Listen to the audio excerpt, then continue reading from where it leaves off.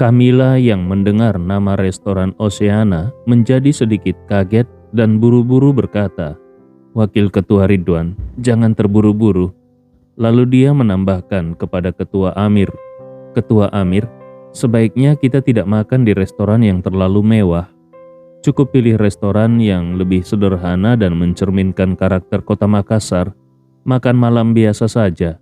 Sebenarnya ini adalah pertama kalinya aku datang ke Makassar, dan aku tidak terlalu mengenal kota ini.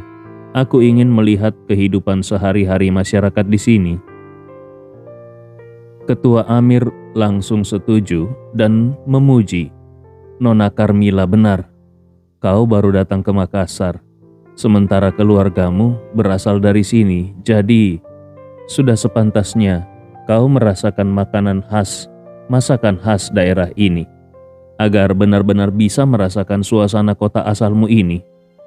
Kemudian dia langsung memutuskan, "Kalau begitu, malam ini kita akan makan di tempat yang paling khas dari Makassar." Camilla langsung menyetujui. Tidak lama kemudian, Ketua Amir mengemudikan mobil mereka menuju sebuah restoran kecil yang tidak terlalu mencolok.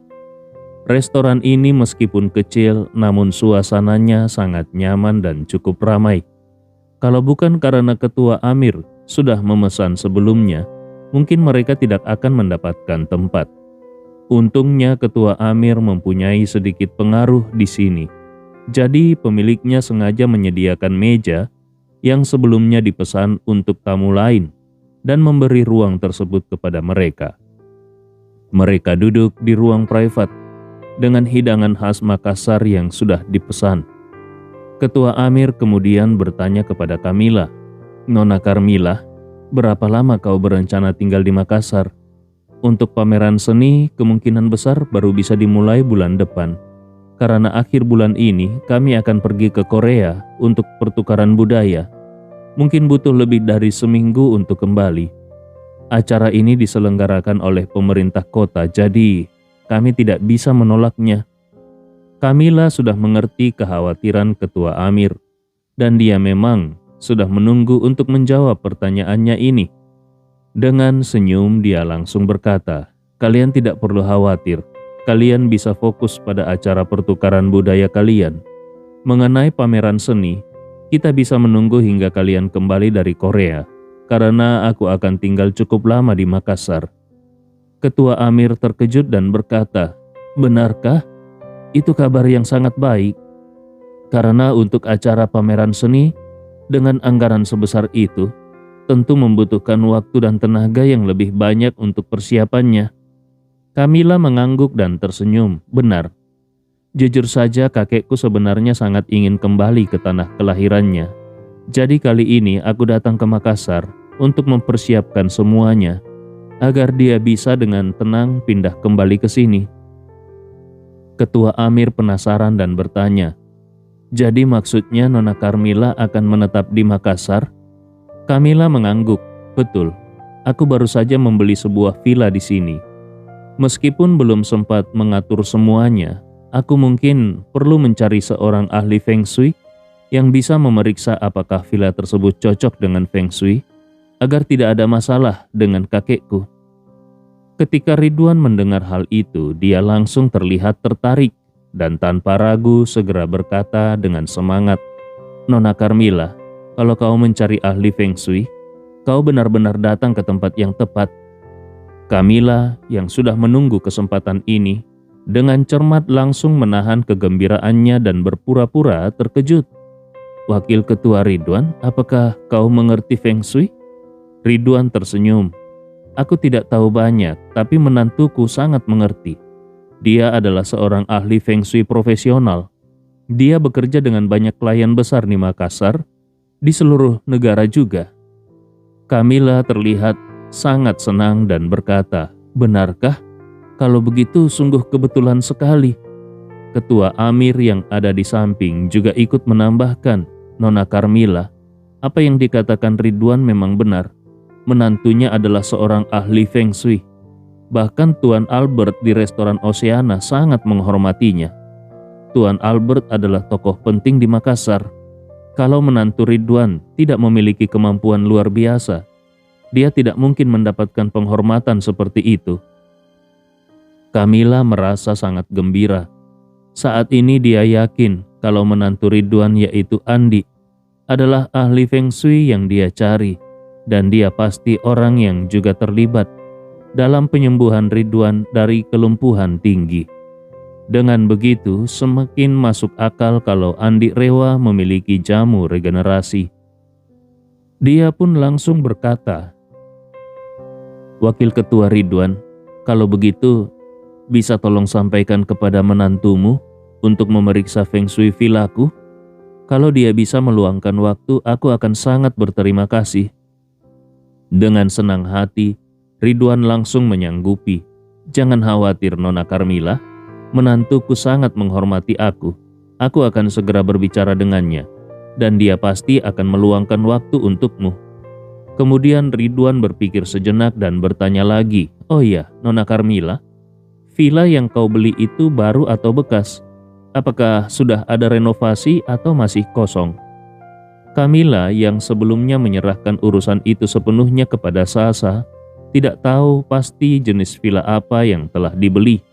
Sehingga dengan tenang dia memberi kode kepada Sasa untuk menjawab. "Sasa, tolong jelaskan kepada Wakil Ketua Ridwan." Sasa segera menjawab, "Villa yang dibeli Nona Carmila adalah villa bekas, terletak di pinggiran kota. Sudah ada renovasi, meskipun sedikit, sudah agak tua." "Apakah ini ada kaitannya dengan Feng Shui?" Ridwan tertawa.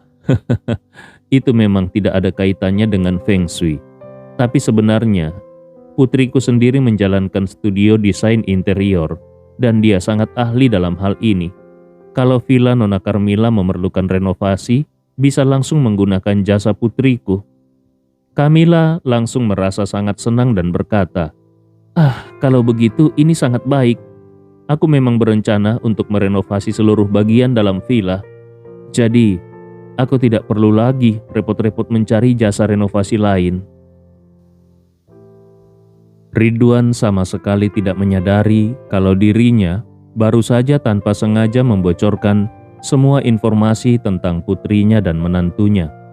Sebaliknya dia justru merasa bangga dan mengira dirinya sudah berjasa besar hari ini karena berhasil mencarikan masing-masing satu peluang bisnis untuk putrinya dan menantunya. Hal ini sebenarnya bukan sepenuhnya kesalahannya. Bagaimanapun juga, mana mungkin dia bisa mengetahui kalau wanita di depannya yang mengaku bernama Carmila Wiratama sebenarnya adalah Kamila Winata, putri sulung dari keluarga konglomerat bernilai ribuan miliar dolar. Terlebih lagi dia juga tidak tahu bahwa tujuan Kamila datang ke Makassar sebelum acara lelang jamu regenerasi adalah untuk mencari Andi Rewa.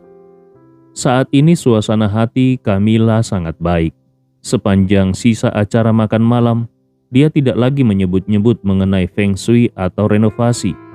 Semua topik yang dibahas berfokus pada pameran seni. Seolah-olah pembicaraan tentang Feng Shui dan renovasi tadi hanya sekedar obrolan santai. Setelah makan usai dan saat berpamitan, Ridwan yang lebih dulu tidak tahan untuk bertanya kepada Kamila, "Nona Carmila, mengenai Feng Shui dan renovasi yang kau sebutkan tadi, apakah itu benar-benar kau butuhkan? Kalau iya, nanti di rumah akan kusampaikan kepada anak dan menantuku." Kamila mengangguk sambil tersenyum. "Tentu saja." Kemudian dia berkata dengan serius, "Begini saja, Tuan Ridwan. Bagaimana kalau kau membantu mengatur pertemuan dengan menantumu lebih dulu, agar dia bisa mengecek Feng Shui rumahku? Kalau tidak ada masalah, baru aku akan membicarakan mengenai kebutuhan renovasi dengan putrimu. Tapi kalau ternyata ada banyak masalah dengan rumahnya, mungkin aku akan membeli rumah yang lain saja." Kamila memang ingin saat dia bertemu Andi nanti, istri Andi Rewa tidak ikut campur. Karena itu, dia sengaja ingin memisahkan urusan antara suami istri ini.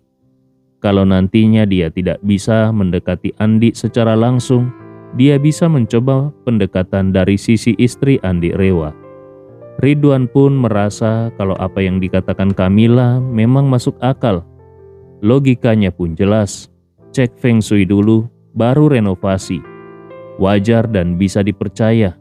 Maka dia pun berkata sambil tersenyum, "Baiklah, nanti aku akan memberitahukan menantuku, agar dia bisa mencari waktu untuk mengecek rumahmu."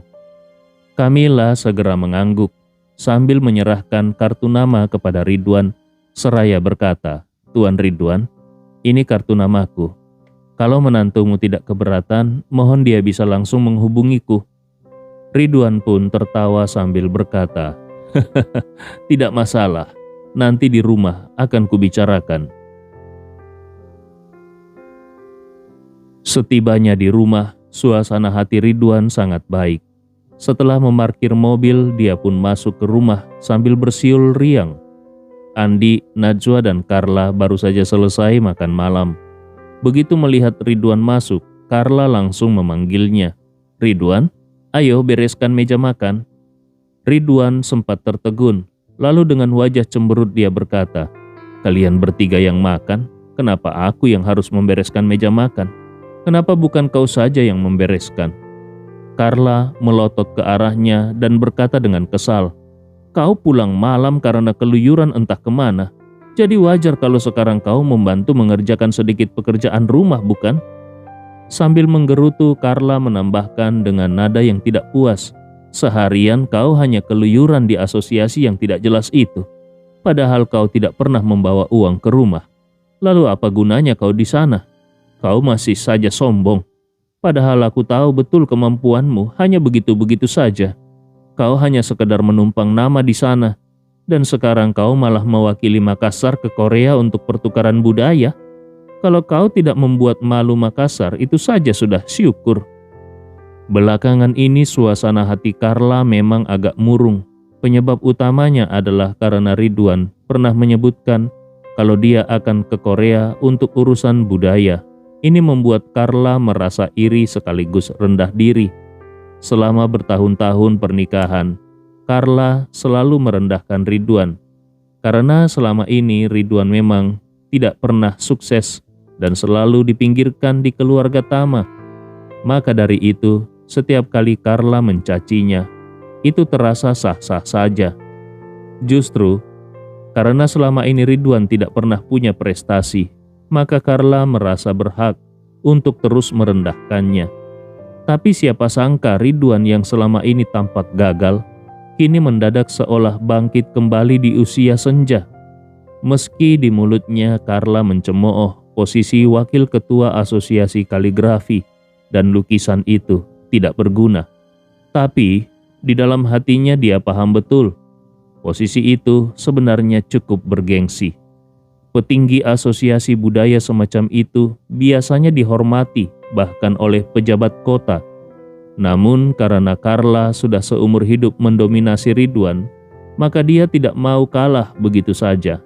Jadi dia pun sengaja mencaci maki suaminya lebih keras. Awalnya Ridwan merasa sangat kesal atas hinaan itu dan hampir saja membalas. Tapi begitu mendengar Carla menyebut dirinya tidak berbakat dan hanya sekedar numpang nama, hal itu langsung menusuk harga dirinya yang sensitif. Hari ini pun saat bertemu dengan Halim Adiba, Ridwan memang merasakan hal serupa. Dia pun sadar diri bahwa kemampuan sejatinya memang tidak terlalu hebat. Jabatan wakil ketua yang disandangnya pun sebenarnya hanya gelar tanpa isi.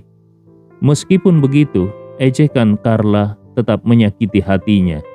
Dia pun segera membalas, "Kau kira jabatan wakil ketua ini hanya pajangan? Di posisi ini aku bisa menambah wawasan dan memperluas jaringan." Kemudian dia menambahkan lagi, "Oh iya, hari ini aku baru saja berkenalan dengan seorang perantau kaya raya dari luar negeri. Keluarganya menyumbang lukisan bernilai mahal di asosiasi kami dan bahkan bersedia mensponsori 500 juta untuk pameran seni lokal di Makassar. Hubungan seperti ini bisa jadi sangat berguna ke depannya." Carla mencibir, "Omong kosong. Aku tidak percaya ada orang sebodoh itu yang mau memberikan uang secara cuma-cuma." Ridwan spontan membalas, Kau tahu apa? Di dunia ini banyak orang kaya raya yang sering menyumbang sana-sini. Sambil memasang wajah sombong dia berkata lagi, "Oh iya, berkat kenalan ini aku juga sudah mencarikan peluang bisnis untuk Andi dan Najwa. Kalau aku tidak bergabung dengan asosiasi, mana bisa mendapatkan kesempatan seperti itu?" Carla pun bertanya dengan dahi berkerut, "Peluang bisnis apa yang kau dapatkan untuk Andi dan Najwa?"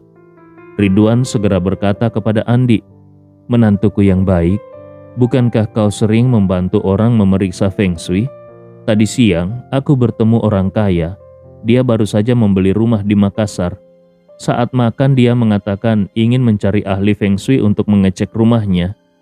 Begitu mendengarnya aku langsung teringat kepadamu. Jadi aku merekomendasikanmu kepadanya. Orang ini sangat kaya. Kalau kau memasang tarif yang mahal pun, dia pasti langsung setuju tanpa berpikir panjang." Mendengar itu, wajah Carla langsung sumringah. Ia berkata kepada Andi, "Menantuku yang baik, ini peluang bagus. Kau tidak perlu keluar kota jauh-jauh, cukup keliling Makassar saja. Kau sudah bisa mendapat uang." Andi Rewa hanya tersenyum kaku. Sejenak dia tidak tahu harus jawab apa. Selama ini dia memang selalu mengatakan kepada keluarganya kalau dia keluar kota untuk urusan feng shui. Padahal itu hanyalah alasan. Dia sama sekali tidak pernah benar-benar menerima order seperti itu. Awalnya dia merasa alasan ini sudah sempurna. Tapi kini siapa sangka mertuanya malah benar-benar mencarikan klien baginya. Tapi kali ini dia juga tidak bisa menolak begitu saja.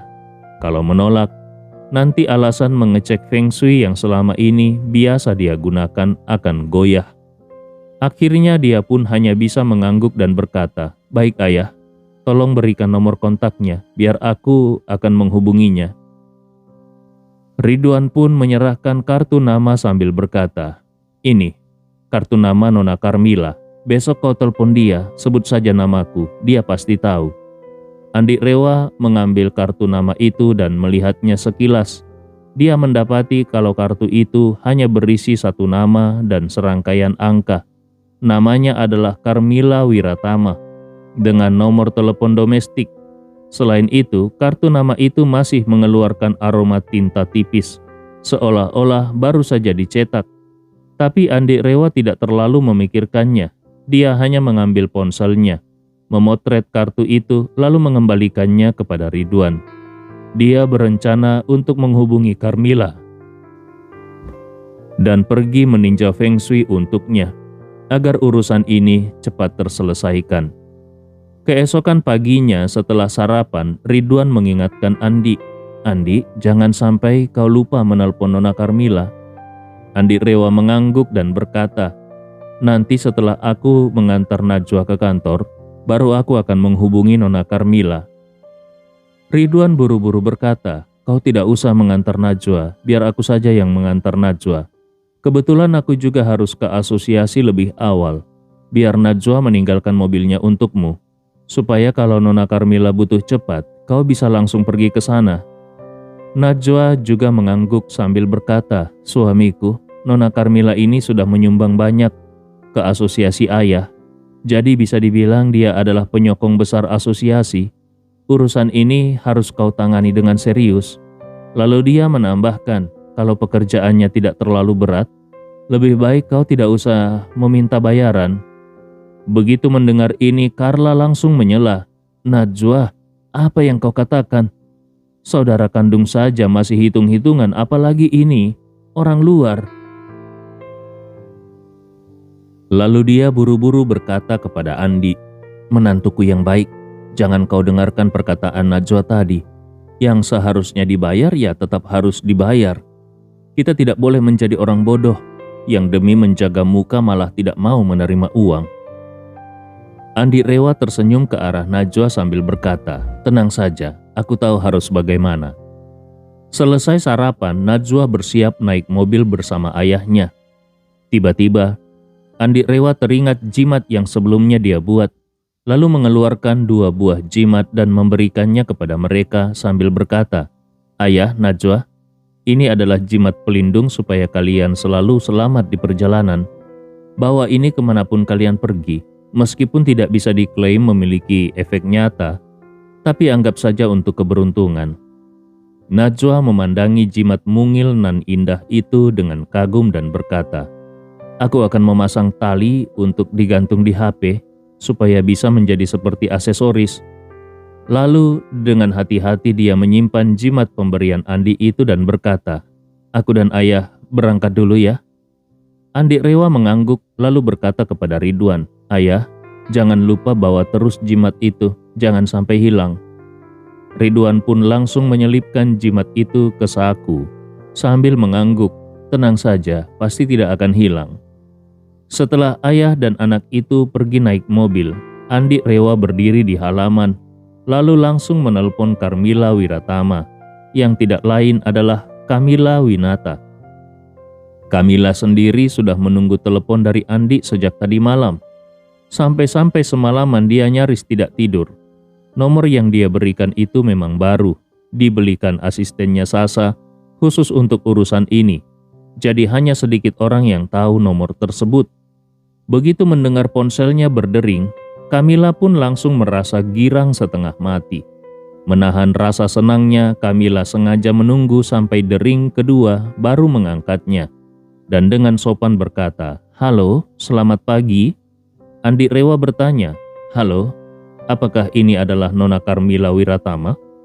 Begitu mendengar suara Andi Rewa, Kamila langsung yakin ini adalah suara yang sama dengan pria yang pernah dia temui pertama kali di Hotel JX Marion. Dia langsung tahu identitas Andi, tapi dia berpura-pura tenang dan bertanya, "Kalau boleh tahu ini dengan siapa ya?" Andi Rewa menjawab, "Aku Andi Rewa, menantu dari Ridwan Tama." Kamila seolah baru paham dan berkata, "Oh, jadi kau yang dimaksud Tuan Ridwan sebagai ahli Feng Shui itu ya?" Andi Rewa tersenyum, "Aku bukan ahli. Aku hanya memiliki sedikit pengetahuan tentang Feng Shui. Apakah Nona Karmila memiliki kebutuhan khusus mengenai Feng Shui ini?" Kamila menjawab, Begini, aku baru membeli sebuah rumah second di Makassar dan belum sempat direnovasi. Jadi aku ingin memintamu untuk membantu mengecek dulu bagaimana Feng Shui-nya." Andi Rewa berkata, "Kalau untuk Feng Shui lahan, biasanya orang akan mengeceknya dulu sebelum membeli rumah. Kalau sudah terlanjur membeli dan ternyata ada masalah, perbaikannya kadang menjadi agak rumit." Kamila tertawa, "Itu tidak masalah. Kalau Feng Shui rumahnya jelek, ya biarkan saja. Nanti aku akan memintamu membantu mencarikan rumah lain yang Feng Shui-nya lebih baik." Andi Rewa melihat kalau orang ini memang kaya raya. Jadi tanpa banyak basa-basi lagi dia pun bertanya, "Kalau begitu, di mana letak rumah Nona Karmila? Dan kira-kira jam berapa aku bisa datang untuk melihatnya?" Kamila pun buru-buru memberikan sebuah alamat dan bertanya, "Apakah kau tahu tempat ini?" "Kalau mengenai waktu aku bisa kapan saja, sekarang juga tidak masalah." Andi Rewa berpikir, pagi ini dia memang tidak ada urusan penting. Jadi lebih baik sekalian saja diselesaikan. Maka dia pun berkata, "Aku tahu tempatnya. Kalau begitu aku akan langsung ke sana sekarang." Kamila dengan cepat berkata, "Baiklah, kalau begitu aku juga segera ke sana. Kita ketemu di gerbang kompleks nanti, ya?" Andi Rewa mengangguk, "Baiklah, sampai jumpa nanti." Andi Rewa menutup telepon, lalu masuk ke dalam rumah untuk mengambil kunci dan langsung mengendarai BMW milik Najwa. Rumah Kamila terletak di pinggiran kota Makassar, sedikit terpencil. Andi Rewa sendiri sudah 2 kali ke sana sebelumnya, karena rumah keluarga Hamzah juga berada di kawasan itu. Jadi dia pun langsung melaju dengan lancar keluar kota menuju rumah Kamila. Ketika Andi tiba di sana, Kamila masih belum tiba. Andi pun menelponnya dan setelah mendengar kalau Kamila masih butuh waktu sekitar 10 menit perjalanan, dia memutuskan untuk menunggu di depan gerbang kompleks perumahan itu. Awalnya dia sempat terpikir untuk mampir ke rumah Hamzah dan menyapanya, Tapi karena waktunya agak terbatas, akhirnya Andi Rewa memilih untuk tidak merepotkan. 10 menit kemudian, sebuah mobil sedan Cadillac yang tampil sederhana berhenti di sisi Andi. Begitu mobil itu berhenti, pintu belakang langsung terbuka dan seorang wanita muda yang tampak baru berusia sekitar awal 20-an turun dari mobil dengan langkah mantap. Ketika melihat Kamila Winata untuk pertama kalinya, Andi Rewa sempat terkesima karena wanita ini bukan hanya berwajah cantik dan bertubuh tinggi semampai nan seksi, tetapi juga memancarkan aura yang gagah dan penuh pesona. Kamila yang melihat Andi berdiri di dekat kap mobil langsung mengenali kalau inilah Tuan Andi yang beberapa hari lalu dia lihat di Hotel JX Marion. Seketika hatinya menjadi tenang. Dia pun berjalan mendekat sambil tersenyum dan berkata, "Kau pasti Tuan Andi Rewa, bukan?" Andi Rewa tersenyum tipis dan berkata dengan tenang, "Iya, kau pasti Nona Karmila Wiratama. Aku Andi Rewa." Kamila lalu mengulurkan tangannya dengan ramah sambil berkata, "Senang bertemu denganmu Tuan Andi, aku Karmila Wiratama." Andi Rewa mengangguk ringan dan setelah berjabat tangan singkat, dia langsung masuk ke pokok pembicaraan. "Nona, bagaimana kalau kita langsung pergi melihat rumahmu?" Kamila menjawab dengan senyum, "Baiklah, silakan Tuan Andi." Saat itu, dari kursi depan mobil Cadillac turun seorang pria dan wanita. Pria itu adalah pengawal pribadi Kamila, sementara wanita itu adalah asistennya, Sasa. Saat ini Sasa berkata, "Nona, biar kami temani kau masuk." Namun Kamila menggeleng sambil berkata, "Tidak perlu. Kalian tunggu saja di mobil. Aku hanya masuk bersama Tuan Andi."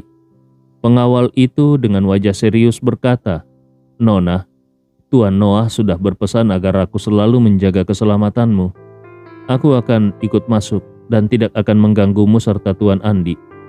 Andi Rewa sempat melirik pria itu dan hanya dengan sekali pandang, dia langsung menyadari kalau pengawal ini ternyata juga seorang praktisi bela diri yang cukup kuat dengan kekuatan setinggi pendekar bintang 6. Hal ini membuat Andi agak terkejut. Dalam hati dia berpikir, wanita ini ternyata sampai mempekerjakan pendekar bintang 6 sebagai pengawal pribadinya. Ini setara dengan tingkat 4 panglima besar di pasukan Kalesong. Dulu harga jasa mereka sehari saja bisa mencapai ratusan ribu dolar Amerika. Kalau Karmila sanggup menyewa pengawal sekuat ini, berarti kekuatan keluarga di belakangnya pasti luar biasa besar. Kamila sendiri tidak tahu kalau Andi mampu menilai kekuatan pengawalnya hanya dalam sekejap. Alasan dia tidak ingin pengawalnya ikut masuk adalah karena dia merasa tempat ini cukup aman. Ditambah lagi kali ini dia berinteraksi dengan Andi menggunakan identitas samaran. Jadi dia harus ekstra hati-hati agar tidak ketahuan. Maka dengan suara tegas dia berkata, "Makassar ini sangat aman. Apalagi sekarang masih siang dan ini adalah kompleks elit. Kalian tunggu saja di mobil, tidak perlu ikut." Selesai berbicara tanpa memberi kesempatan, dua orang itu membantah. Kamila langsung menoleh ke Andi dan berkata, "Tuan Andi, ayo kita masuk." Andi Rewa mengangguk, lalu berjalan bersama Kamila masuk ke gerbang. Seperti yang sudah diduga, pengawal dan asisten Kamila tidak berani membantah dan hanya diam menunggu di mobil. Begitu masuk ke dalam kawasan, Kamila langsung mengajak Andi berjalan ke arah tepi danau. Daya tarik utama kompleks ini memang letaknya yang setengah di lereng dan menghadap langsung ke danau. Pemandangan di sini sungguh luar biasa indah, layaknya surga tersembunyi. Namun, satu-satunya kekurangan adalah jaraknya yang lumayan jauh dari pusat kota. Kalau pergi dan pulang saat jam sibuk, perjalanan akan sangat memakan waktu. Kebetulan Andi datang di pagi hari. Jadi, lalu lintas masih lumayan lancar.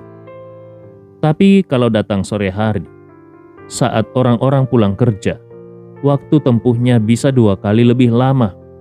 Di kompleks ini, properti paling mahal adalah deretan rumah yang berdiri persis di tepi danau, yang jumlahnya hanya 5 unit. 2 di antaranya bahkan sudah dibeli oleh Hamzah dan digabungkan menjadi satu properti besar yang mewah. Melihat mereka semakin mendekati tepian danau, Andi tersenyum dan bertanya, "Nona Carmila, rumah yang kau beli ini sepertinya yang tipe besar dan menghadap langsung ke danau ya?" Camilla tersenyum. "Betul, kabarnya ini yang terbaik di sini, tapi aku kurang tahu apakah dari sisi Feng Shui ada pengaruhnya."